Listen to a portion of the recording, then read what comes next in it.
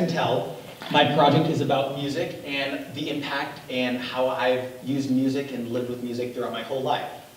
So as you can see, music has been something that's been with me throughout my whole life. I've always loved singing.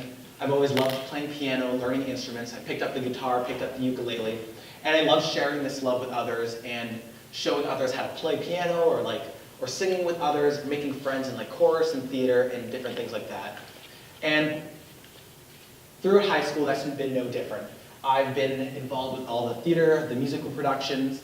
I started the ukulele club, and I've used music throughout classes, and I've used it in music videos, for example, or like making Spanish projects, making chemistry projects, and it's been something that's influenced me and that I've loved as a way of learning. For example, like always in chemistry, I remember Mrs. Mitchell, my chemistry teacher, who's also my mentor. She would always use different chemistry songs and show us like the material that we're learning in the form of a song. And I would find myself on AP tests or all the tests singing little chemistry songs in the back of my head. And just like you can remember song lyrics from songs years ago, it makes it much easier remembering different like scholastic topics. So throughout my life, I've learned that music is a great tool for learning, and it's a great tool for making friendships and relationships. And therefore, I decided I wanted to base my project off of my love for music and what I've learned from it so far, and to continue learning how to use it as a great tool. So this project focused on the fact that music can be a great tool for learning and building relationships. So I decided I wanted to do that as a project, but I wasn't quite sure how I wanted to tie that into actually the physical creation of a project. So working with my mentor, I decided that I wanted to tie it in with also my love of science and tie it in with the fact that I never was able to take the anatomy class offered at the school. So working on my own, learning anatomy, we decided that I was going to learn on my own anatomy and just focus on different things that interest me and create an ending, culminating project that was going to be a music video portraying what I've learned, and it would make it easier for me to remember and learn like what I learned and teach and show others. So the end product will basically be a music video that is going to be talking about like the eyes, which is like something that I found really interesting as like part of the human anatomy. But the project itself and the idea and learning and the research all started last year. All started last year when I was in AP Psychology. Back last year, during the Howard Gardner unit, we started learning about the 8 intelligences of the human. And very interestingly, it was always mentioned that music is one of those intelligences that humans have, just like verbal intelligence or mathematical intelligence or like spatial kinesthetic intelligence. So I decided it's obviously recognized as an intelligence, and it's recognized as an awesome tool that humans can use in their brain. So I continued my research, and I found out for a fact that students who are part of ensembles such as band or choir tend to do better on standardized testing like SAT. In fact, they score an average of 90 points higher. So this is cool. Musicians tend to do better, and it's easier for them to learn and process new information. But then I found out that it's not only musicians. It's literally, if you can use music, if you're not a musician, to help study and learn material.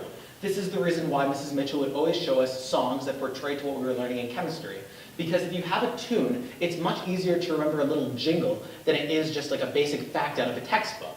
That's why another fact, which was backed up by a few other sources, stated that music relevant to the study materials can help students focus and learn, which also tied into why just listening to background music, such as classical music, can help clear one's head and focus on material at hand. So if a student is listening to classical music, it can help them focus on what they're trying to study and learn and not think about like other unimportant things like what they're going to have for dinner that day. But my personal favorite fact that I learned through learning, like of the psychology of learning through music, is the fact that there's a scientific reason why musicians have an easier time learning and memorizing new things. Currently it's hypothesized that musicians have a higher concentration of NR2A and NR2B proteins in their brain. Now these are proteins that help make interneuron connections.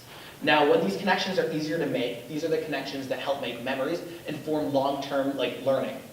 So, being that musicians have a higher concentration of these proteins, it's hypothesized that this is what allows them to learn quicker and perform better on things like SATs and have an easier time with school. So it's basically like a lifelong asset being a musician.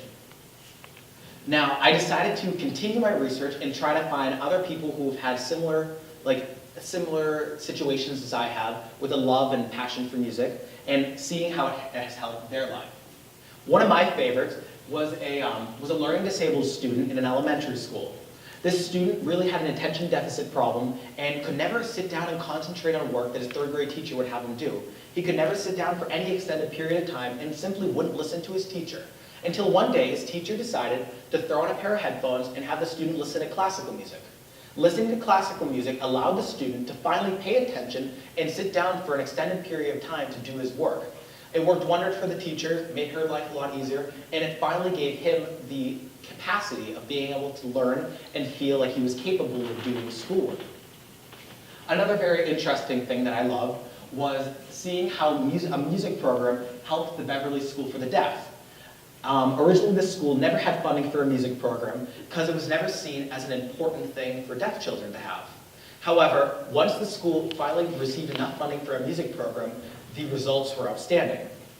The students going here finally got to learn about something that they'd never been able to experience. They finally learned how vibrations work through instruments, and they finally learned how people communicated and learned how sound waves work just simply through music, being by other means, obviously not completely by hearing, but by touch and by vision, seeing how instruments work and stuff. Not only this, it created a better friendship among their peers, and it improved their days in other scholastic classes, which ties into my interview with Mrs. Jakes, which one of the biggest things that she talked about is, while talking to students, she realized that students in her guitar classes or band or other classes always felt that they performed better in their academic classes on the same days that they had her music classes, because music allowed them to de-stress, and it basically allowed them to get in a better mood for learning. One of the other things that I love that she talked about was how she uses music in her other classes, like music integrations. My favorite quote said that music intrigues students to pay attention better. It also allows students to make connections for better long-term memory.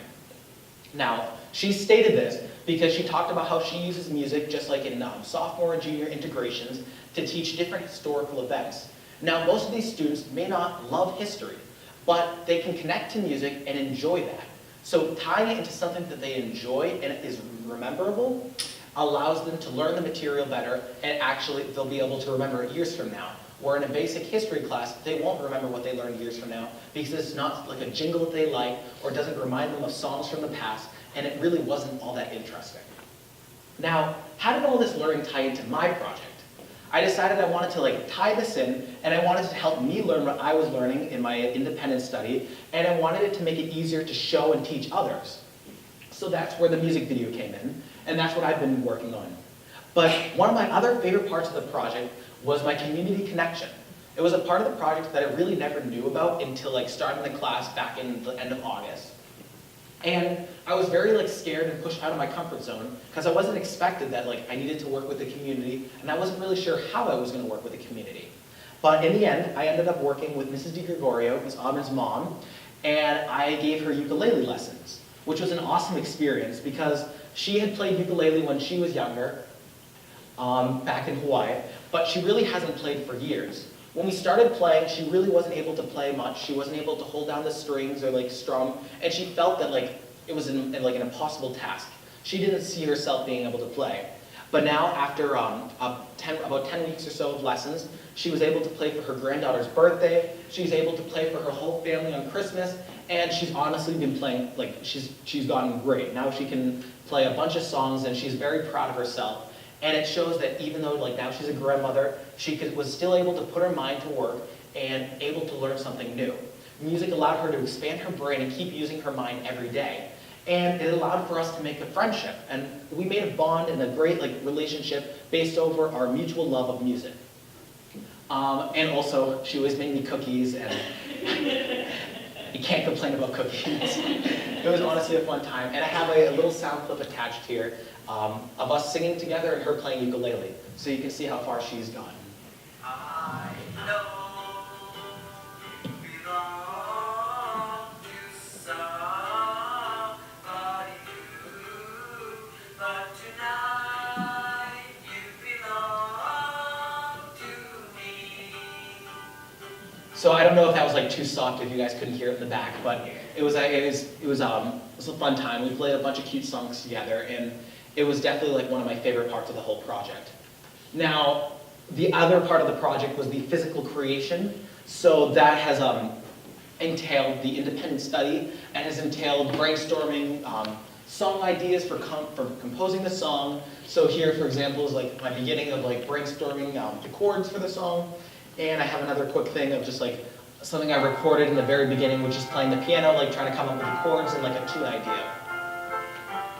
Once the song is complete, just be sure to check it out on YouTube, and it'll be there soon.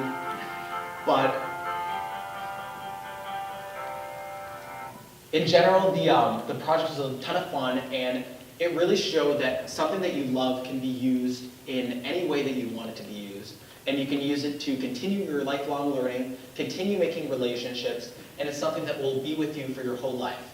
So I personally recommend music, but if you have any passion that will allow you to continue your lifelong learning and lifelong creating of relationships, I highly recommend it. Thank you. And I have a special thank you for Miss Aubin, my teacher, Mrs. Mitchell, my mentor, Mrs. DiGregorio, and Mrs. Jakes for our interview. Thank you.